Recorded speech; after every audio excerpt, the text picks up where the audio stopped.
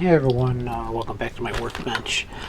As you see, I took the CDX off the Workbench because, I don't know, I've tried everything.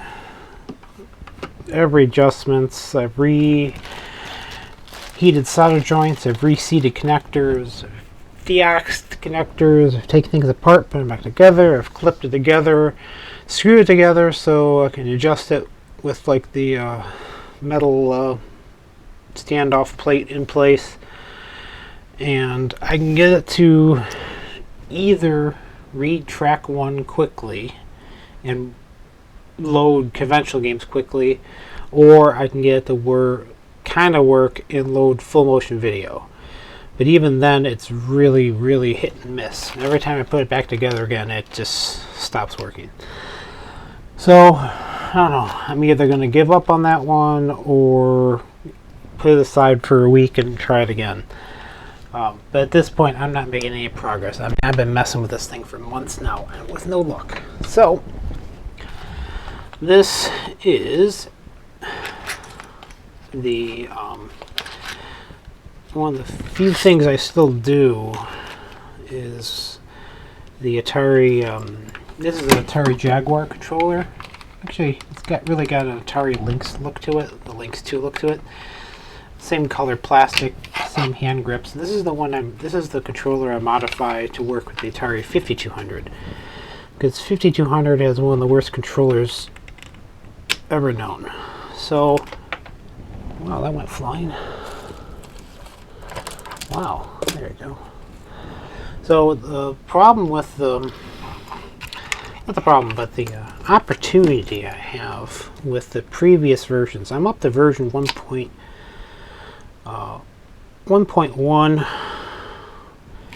and I've had a couple of bits of constructive criticism with the controller.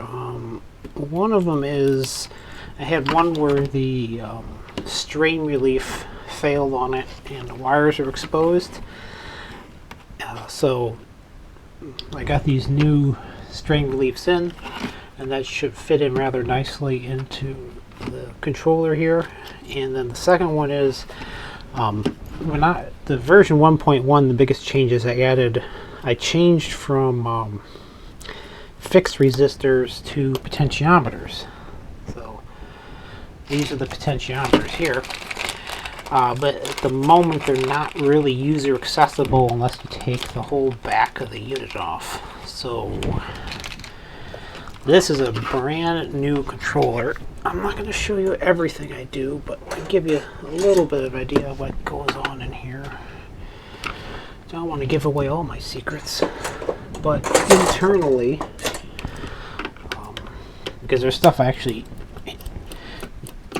machine out, so that's my little trade secret. There's 2 different length screws. The shorter ones come out of the top, the longer ones come out of the bottom. So you just take those little rubber caps off and go ahead and pull those 4 out. So internal to this is a stock Jaguar controller here. The black button, there's a black button in the gray version. The black one's the newer one, the gray one's the original. This is all the way up to Rev C, so this must be like the 3rd version they came up with. So what I do is I just actually reuse some of these wires.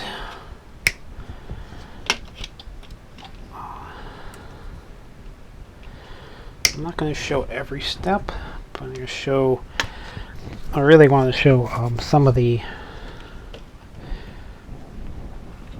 way this goes together. Okay, so the way the Jaguar controller is, you have 2 boards. This lower board has got the keypads on it, and this upper board here, the backlighting kills me there. And this board here is the with the D-pad and all that. So the problem I run into when I'm trying to figure out is when I install the, let me cut this off. off. We don't need this anymore.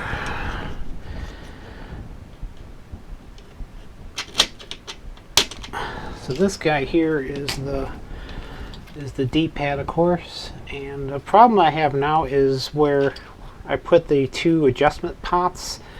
Kind of sits right here, but unfortunately the plastic, I'm trying to figure out where it's going to land. D-pad goes this way. Where it would land would be, maybe it'll work. It'll land somewhere up in here. Now, what I want to do is be able to drill 2 holes here, and cover it over with a label. So if it needs to be adjusted, because I adjust all these to I have a 4-port 5200. It's right by my feet. That I use to adjust the potentiometers and leaf here, but I've noticed with different 5200s, some skew very slightly over the years. So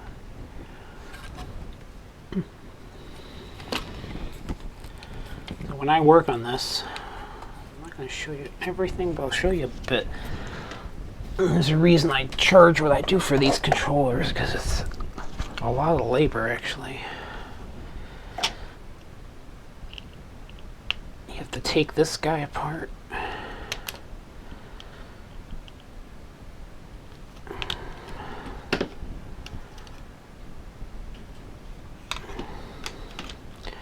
These are regular old carbon pills. Stay there.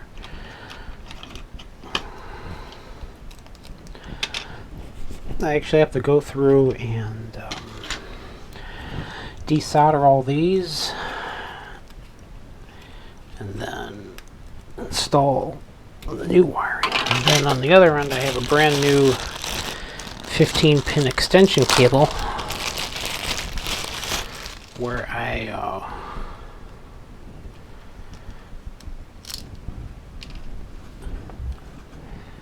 this is a 15 DB15 right there.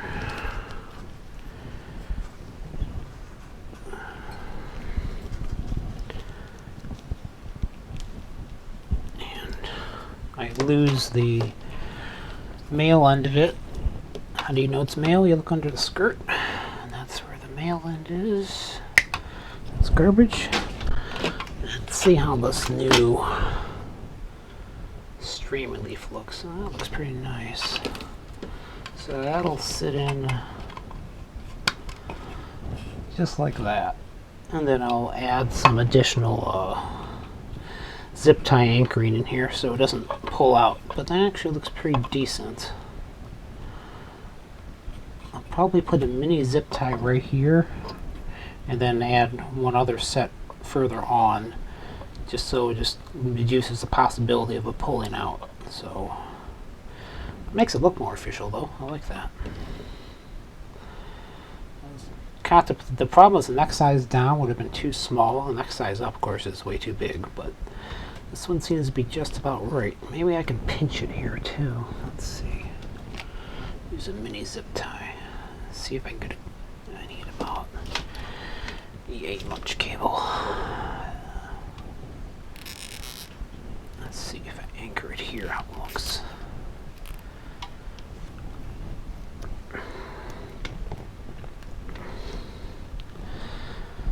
You see, that's not really anchoring at all there at all. So what I do is, I'm trying to figure out how the best. So I'm going to put a bigger zip tie. I'll lose this one. So this will end up being my 2.0 version of the controller with user adjustable potentiometers and improved strain relief. I need bigger zip ties. Where are my bigger zip ties? I don't know. Shoot. Okay, well, for now, I will grab a couple of little guys here.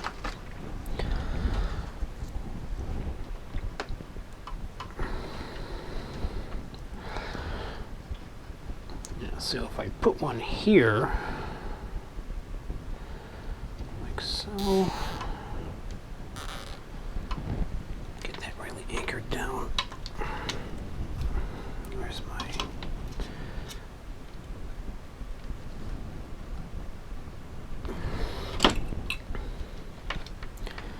See, that'll work better. So what I did was put a zip tie here. So when it's in the system like this, it'll have to pull against. Put this together just a little bit. Let's take a look here. Not exactly what I wanted. Man, I remember one week I made 4 of these in like one sitting because I had like this huge flurry of orders. And that was crazy. Let's take a look. Tuck that in there for now. Let's see how this works.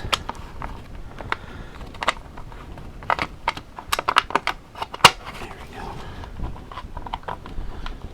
Oh, that actually works pretty nice. Looks nice too. Okay, so that was a definite win there. That looks nice. Yeah, that's anchored in there pretty well too. Excellent. So that's the one improvement. Is that Frank? Maybe? I've had a couple Franks order. Had an issue with that. Or was that the potentiometer one? I can't remember. I've had so many of these sold, and I lost my poor database too, which really ticked me off. I think we'll see. It's still sliding a little bit on there, so I'll back 2 on top of each other.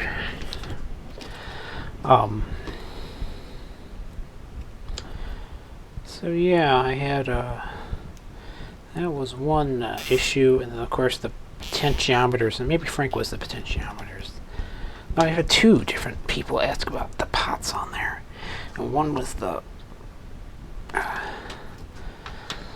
issue with the zip ties coming loose. So this should anchor in pretty nice. I'll anchor here. I need to pull against it. Yeah, that's not going to go anywhere. Cool. Nice. Go through and you can see why. What's killing me is the parts costs keep going up on this. I don't know how much longer I'm going to be able to keep making these. So my parts cost per is like, oh man, I mean these cables here, believe it or not, these are $12 a cable for these things. It adds up. $12 a cable. The controller is about $22 with shipping, or $23, and all the labor content. The potentiometers aren't free. Straining leaves aren't free. So it all adds up.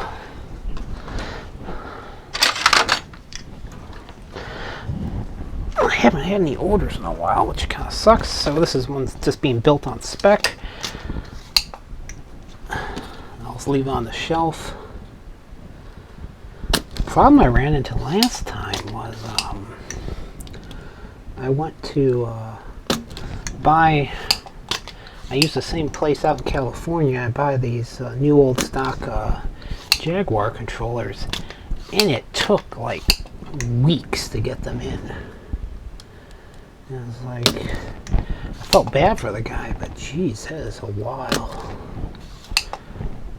Other than that, I mean, every other time I bought, it's been super quick. I just think he was by himself, a little overwhelmed. I think this COVID has kind of worn us all down a bit. You can see how much labor I actually put into these suckers. I gotta desolder all these. I gotta resolder a bunch of stuff into it.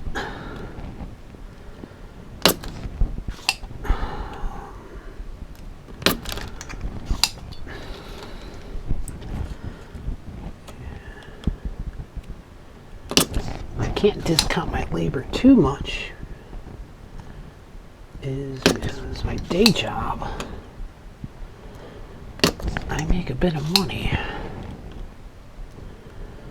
I'm an engineer of the day. I just do this to relax.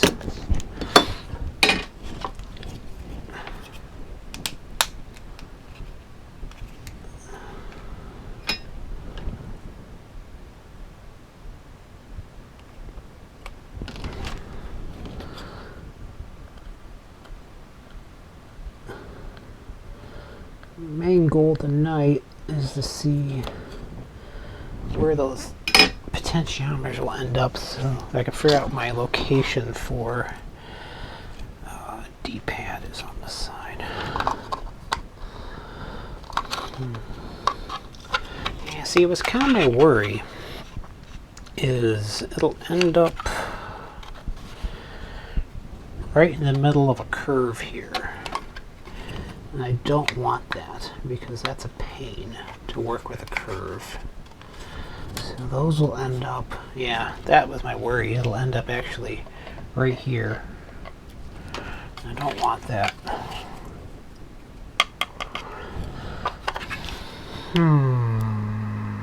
So my own prototype one, I'll show you. Maybe I'll do something like that, even though it adds a little bit even more to the material costs.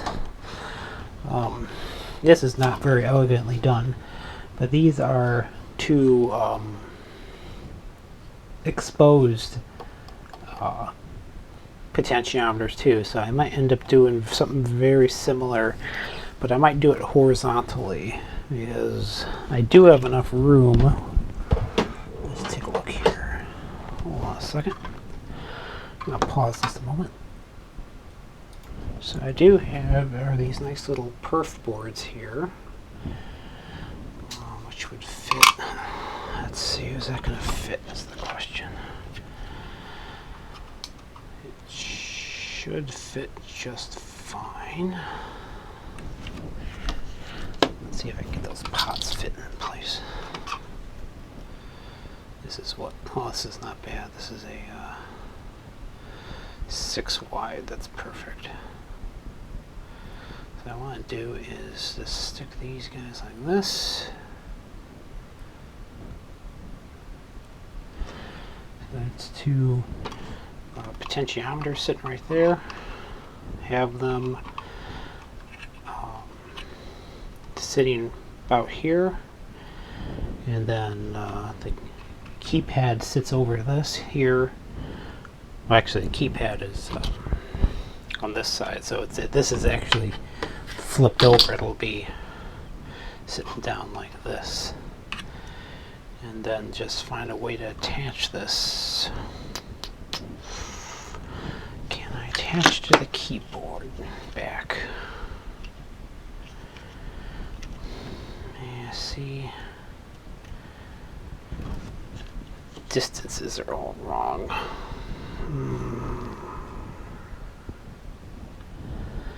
Maybe a shorter one. This one's awfully long. That one's about the same length. So maybe all I'll end up doing is cutting this sucker in half and then sit down here. Yeah, have it sitting on the keypad like this. Yeah, that's what I'll do. Oh, I might need to raise my prices. This is a lot more labor. So yeah, this is, so I'll do is I'll cut this sucker down. So I'll just cut it in half to make it life easy. And this will just sit here. And this is almost exactly where I put my serial label anyway. So I'll just have it hidden underneath the serial label. So if it needs to be adjusted, you can just peel the label back, make your adjustments, and put the label back in place. So, okay, well, desolder that board. Have to solder some wires on. Actually, I need to do some cutting work. I'm not going to show that, so that's very secret. That's the part that I have not shown what to do. There's a few traces you have to cut on here. I bought a little hand machining table over there so I can make some precise cuts without having to use a file, because my first maybe 8 or 9 of these I made, I had to hand cut the traces using a file. But since then, since the XY table, I know where to cut on here, and I'll go from there. This is the later version board. The original version board didn't have these big metal trace. The gray button ones had just fine traces all over the place. This one actually is a little bit harder to work with because I have to cut these long traces. But these are less expensive. The gray ones tend to be a little pricier for some reason. So even then, I mean, now I'm gonna have to add. Luckily, these little perf boards are cheap. But I'll have to see how hard it is to cut one of these down so it just sits like that. And I'll wire it up to here to D-pad controls, because I can't do it here. As you can see how it sits, it's gonna smack up against it, so I can't have a board that long. Worst comes to worst, I'll find even tinier boards like this and go from that from now on. But this is what I have on hand. Alright, that's enough for now. I'm going to start cutting some fiberglass and then finish wiring this up, and I'll show you how I do the final adjustments before it gets sent out. So that'll probably be tomorrow or the next day. Like I said, there's no rush on this one because this is just being built on spec. So whoever orders this next, you'll be getting a 2.0 version. So feel proud. So everyone, thanks for watching, and hopefully I get my mind wrapped around that CDX one of these days and give it another shot. For now, it's frustrating me, and it's sitting over in a box over there, just being a bad boy in the corner. And once I get this done and figure out what we're going to do with that CDX, we'll be back to the Tiger loading computer again, and that should be interesting. That's going to be I got the bare board back from California. The x-rays were done on it, so I'll give it one more try, see what I can do to figure that one out. So thanks for watching.